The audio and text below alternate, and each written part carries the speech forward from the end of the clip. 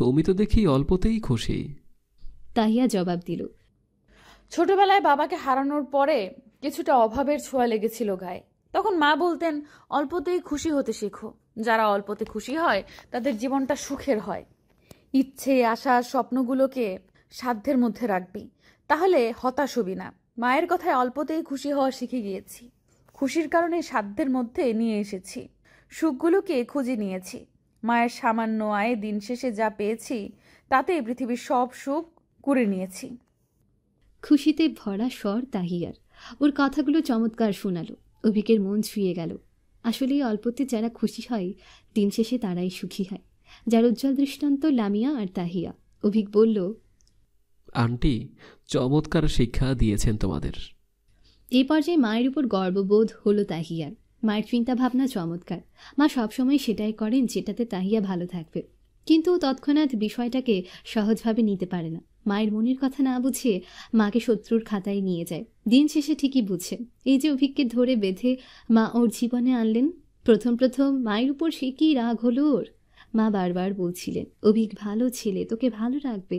ও বিশ্বাস করেনি, ভেবেছে মা এমনিই বলছে। কিন্তু যখন অভিকের সাথে মিশতে শুরু করেছে তখন মায়ের কথার সত্যতা খুঁজে পেয়েছে। সেই সাথে প্রতিনিয়ত অনুধাবন করতে পারছে, অভিকের মতো চমৎকার মানুষ সবার জীবনে আসে না। তার জীবনে এসেছে, মা এনে দিয়েছে। সে চাইলে আনতে পারত না। অভিকের সুন্দর ব্যক্তিত্ব কখনোই তার চোখে পড়ত না। প্রতিনিয়ত মনে হয় অভিকর জীবনের চমৎকার উপহার। এই উপহারটা আল্লাহ মায়ের মাধ্যমে ওর কাছে পাঠিয়েছেন। মায়েরা সন্তানদের ভালো বোঝেন যতটা সন্তানরা নিজের ভালো বোঝে না। কৃতজ্ঞ মায়ের প্রতি সে। ভাবনাগুলো মনে আসতেই মায়ের প্রতি ভক্তি শ্রদ্ধা বেড়ে গেল তাহিয়ার। সে খুশি মনে বলল, আমার মা মানুষটা চমৎকার, মা হিসেবে সার্থক। অভিক তাহিয়ার মাথায় হাত দিয়ে চুলগুলো হালকা নেড়ে বলল, আন্টির মেয়ে আন্টির মতোই চমৎকার হবে। অভিকের মনটা হঠাৎ বেশ ফুরফুরে হয়ে গেল। অনাবিল শান্তিতে ছুঁয়ে যাচ্ছে মনটা।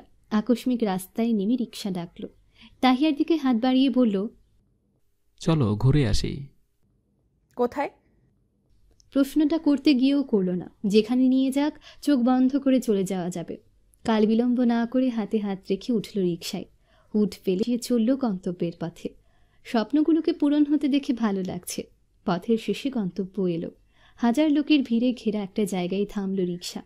রিকশা থেকে নেমে চারপাশে চোখ বোলালো তাহিয়া। নদীর তীরটাকে পর্যটন স্পট হিসেবে সাজানো হয়েছে। চারদিকে মানুষ আর মানুষ। তীরে পাথর বসানো, তার উপরে হকাররা বসা। বিল দিয়ে অভিক চারদিকে চোখ বুলিয়ে দূরে একটা খালি জায়গা দেখল। তাহিয়ার হাত ধরে সেদিকে এগোতে লাগলো। লোকারণ্য জায়গা পার হতে গিয়ে ভিড়ে আটকালো। অভিক পাশ থেকে পেছনে গিয়ে দাঁড়ালো। এক হাতে তাহিয়ার শরীর টেনে কাছে নিল, অন্য হাতটা দিয়ে সামনের মানুষ সরিয়ে এগোতে লাগলো।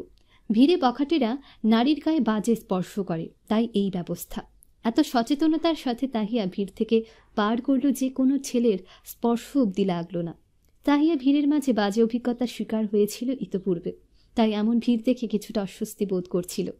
কিন্তু অভিকের তাকে আগলে নিয়ে অভিজ্ঞতা মুছে দেওয়ার অস্বস্তি বোধ কেটে গেল। আবারও মুগ্ধতা, ভালো লাগা যোগান দিল। এমন একজন মানুষ যার জীবনে থাকে সে তো সবচেয়ে সুখী মানুষ হয়।